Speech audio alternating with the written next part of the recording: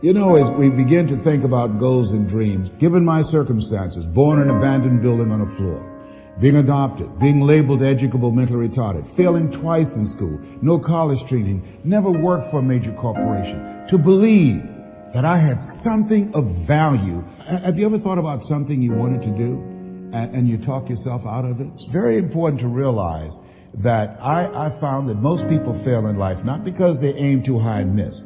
Most people fail in life because they did just like I did for so many years. They aimed too low and hit. They didn't believe in themselves. So I want you right now to revisit and look at your goals and dreams, and let's raise the bar. And I want you to say with me, it's possible. It's possible. It's possible. I can do this. I can make this happen. No matter how bad it is or how bad it gets, I'm going to make it. It's possible. Yes, your dream is possible. Say that to yourself every day. Feed your mind with words that you write and words that you hear and words that you speak to yourself. Feed your faith and your doubts will starve to death. Say to yourself, it's possible. It's possible.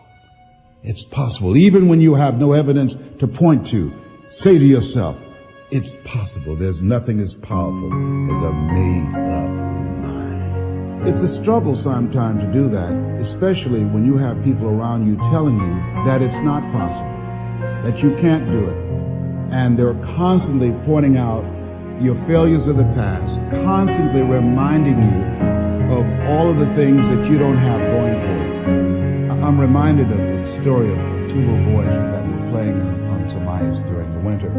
And as they got further out on this ice, one fell through the thin ice. And so the little fellow that was still on top of the ice, he was trying to save his little buddy.